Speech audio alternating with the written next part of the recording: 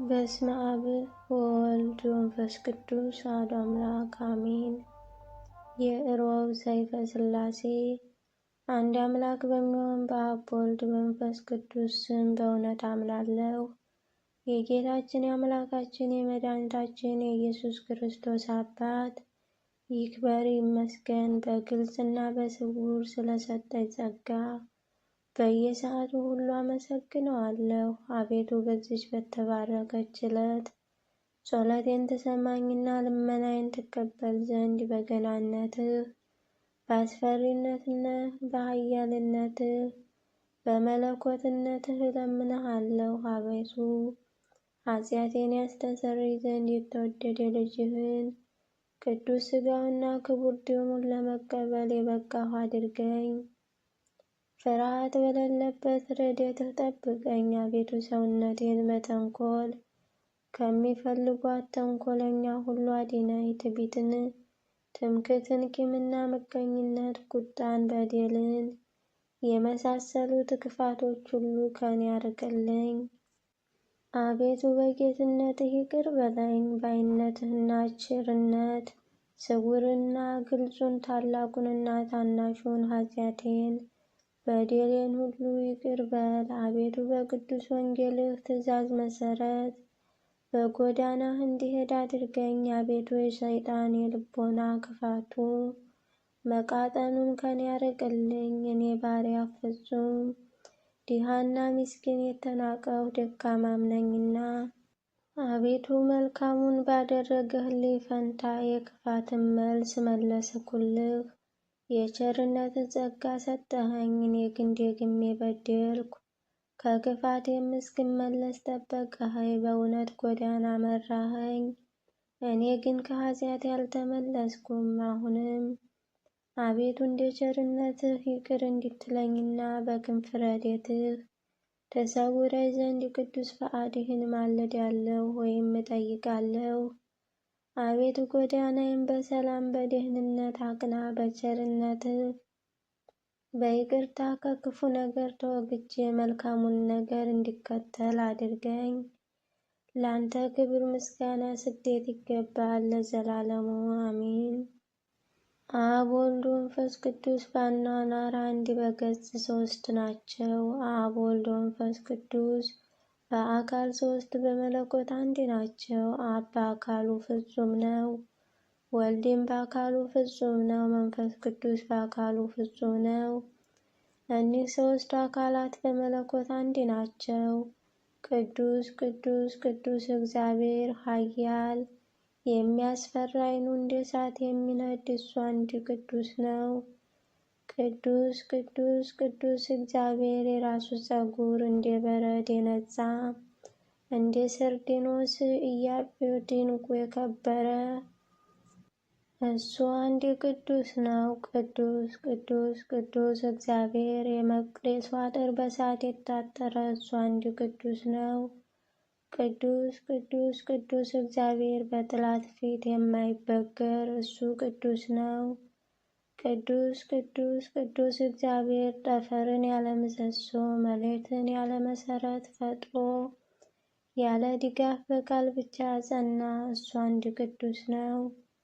ቅዱስ ቅዱስ ቅዱስ እግዚአብሔር ሁሉም በየወገኑ የሚገዛ እሱ አንድ ቅዱስ ነው። ቅዱስ ቅዱስ ቅዱስ እግዚአብሔር መንግስቱ የማያልፍ ግዛቱም ለትውልድ የትውልድ የሚኖር እሱ አንድ ቅዱስ ነው።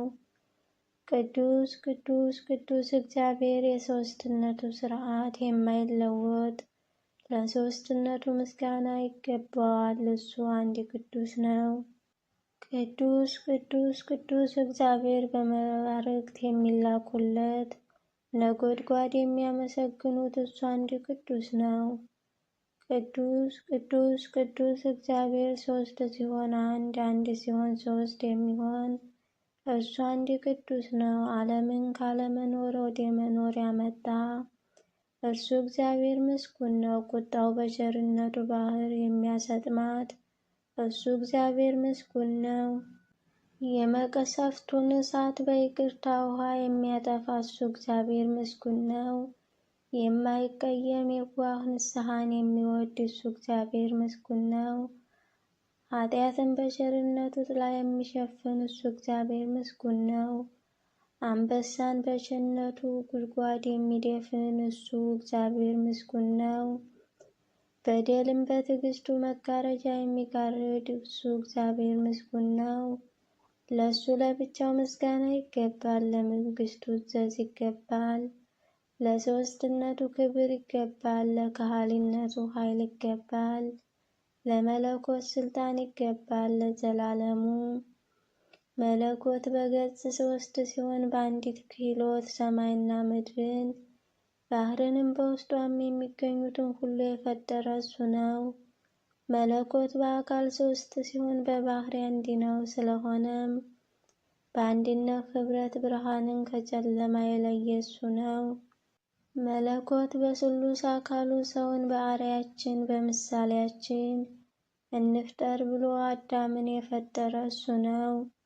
ዳግመኛም ሥላሴ አዳም ከእኛ አንድ እንዲሆነ አሉ። የሥላሴ ምክር በጥቅም ስናኦር ቋንቋዎች ለያየ። እርሱ አንድነታቸውን ሦስትነታቸውን ሲያጠይቅ ኑ እንውረድና የከለዳውያን ነገር እንበትናቸው ብሏልና። ሥላሴ ወይም ሦስትነት ከመለኮት የአንድነት አኗኗር ሳይነዋወጹ በሦስት ሰዎች አምሳል በቤተ አብርሃም ተስተናገደ። ይስሐቅንም ለመዋጀት በበግ አምሳል ለተመሰለ መለኮት ምስጋና ይገባል። ከዔሳው ይልቅ ያዕቆብን ስነ ባህሪ የመረጠ እንዲሁም በመሰላል ላይ ሆኖ ለተገለጸ መለኮት ምስጋና ይገባል። ሰዋሰውም የተባለች ከመለኮታዊ ፀሐይ ጋር የመለኮት አዳራሽ በማኅፀኗ የተወሰነ የቅድስት ማርያም አምሳል ነው። ለእሷ በሰማይ በምድር በባህሪ በቀላያት ሁሉ አገልግሎትና ምስጋና ይገባል ለዘላለሙ አሜን። ዳግመኛም ጎህ እስኪቀድህ ድረስ ለዚህ ለተመረጠ ሰው ያዕቆብ በጎበዝ ሰው አምሳል ለተገለጠበት መለኮት ምስጋና ይገባል። በዚህ ጊዜ ስለ ምስጢረ ትብሲቱ ሲታገለው ሰው አምላክ ሰው ለመሆኑ ምስጢር በሰውና በእግዚአብሔር መካከል እድል ገጠመህ ሲል አመለከተው። ይህንንም ቃል መሰረት በማድረግ ሁሉም ፈጸመ። በወንጌል እንዴት ተነገረው የእግዚአብሔር ልጅ የሰው ልጆች ተብሏልና። በይሁዳ ዕጣ የአንበሳ ልጅ ተብሎ ለተሰየመ መለኮት ምስጋና ይገባል። ከተሸጠ ዮሴፍ ጋር አልተለየ መለኮት ምስጋና ይገባል። በታላቅ ኃይልና በጽኑ ክንድ 12ቱን ነገደ እስራኤልን ከባርነት ነፃ ላወጣ መለኮት ምስጋና ይገባል። እሱ አብ አሕዛብ በኃይሌ በማዳኔ ይተማመናሉ፣ እውነቱ በእሱ ጸንታ ትኖራለች ብሎ እንዴት ተናገረ። መዝራዕት የተባለ አብ አንድ ልጁን የሚሆን ወልድ ነው። እንጨቱን ባለማቃጠል በእንጨቱ ላይ የሚታይ ነደ እሳት አምሳል ለሙሴ በተገለጸለት የእግዚአብሔር መልእክተኛ ምስጋና ይገባል።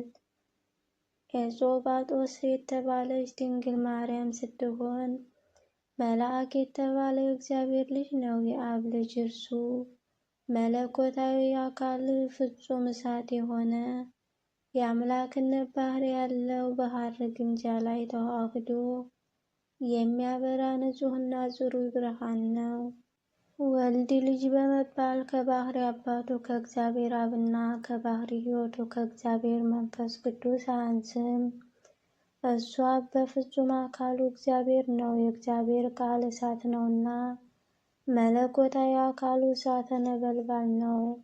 አብ አባት በመሆን ከባህሪ ልጁ ከእግዚአብሔር ወልድና ከእግዚአብሔር ሕይወቱ ከእግዚአብሔር መንፈስ ቅዱስ አይበልጥም። እሱ መንፈስ ቅዱስ እግዚአብሔር ነው። መለኮታዊ አካሉ ፍጹም እሳት ነው። ከአብ ጋር በአገዛዝ አንድ በስልጣን ትክክል ነው። እኒህ ገዢዎች በገጽ ሦስት በፍቃድ አንድ ናቸው። በመለኮትና በማንኛው ስነ ባህሪ ሁሉ ፍጹም ልዩነት የለባቸውም። አንደኛው ከሁለተኛው፣ ሁለተኛው ከሦስተኛው ሳይለይ በመለኮት አንድ ናቸው እንጂ እነሱ አንድ አምላክ ናቸው። የአብ ሕልውና ከወልድ ከመንፈስ ቅዱስ ጋር አንድ ነው። የወልድም ሕልውና ከአብ ከመንፈስ ቅዱስ ጋር አንድ ነው። የመንፈስ ቅዱስ ሕልውና ከአብ ከወልድ ጋር አንድ ነው። የአብ መንግሥት ከወልድ ከመንፈስ ቅዱስ ጋር ትክክል ነው። የወልድም መንግሥት ከአብ ከመንፈስ ቅዱስ ጋር ትክክል ነው። የመንፈስ ቅዱስ መንግሥት ከአብ ከወልድ ጋር ትክክል ነው።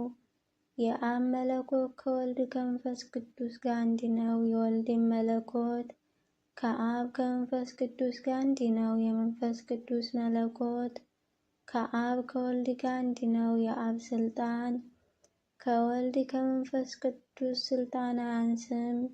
የወልድም ስልጣን ከአብ ከመንፈስ ቅዱስ ስልጣን ልዩነት የለበትም።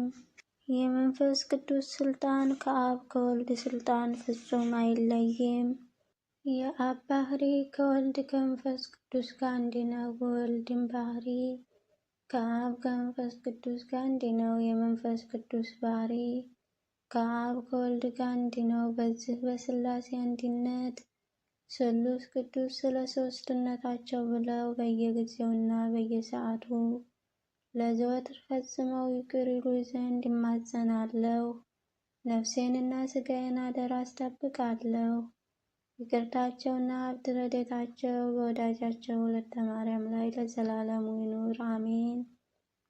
ስሉስ ቅዱስ ያደረጉት ታምር ይህ ነው። እግዚአብሔርን የሚፈራ አንድ ጻድቅ ሰው በፍልስጤም አገር ነበር። እሱም ቅዱሳት መጻሕፍትን የመጻፍ ችሎታ ነበረው። በጽሕፈት አዋቂነቱም ከሌሎች ጸሐፊዎች ሁሉ በጣም ብልጫ ያለው ነበር። ከዕለታት በአንደኛው ቀን በበጎ ሥራው የተደነቀ አንድ አገር ገዥ መጥቶ አንተ ደገኛ የሆንክ ወንድሜ ሆይ ሰይፈ ሥላሴ የሚባል መጽሐፍ ትጽፍልኝ ዘንድ ወደ አንተ መጥቻለሁ በማለት ጸሐፊውን ጠየቀውና እሺ በጎ አሰኘው። መጽሐፉን በሚጽፍለት ጊዜ በአጻጻፉ ሥላሴን ደስ ለማሰኘት የስሉስ ቅዱስን ስም እጅግ በሚያበራ የወርቅ ቀለም ይጽፍለት ነበር። ስራውንም በዚህ አይነት ቀጥሎ ሳለ ከዚህ ዓለም በሞት ተለየ።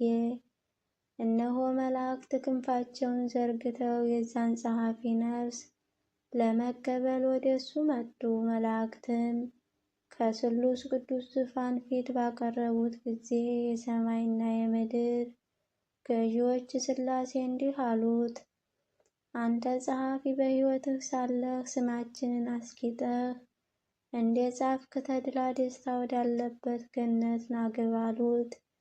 ሥላሴም ይህንን ካሉት በኋላ መላእክት ተሸክመው ወስደው ከእንግር መንበር አደረሱት።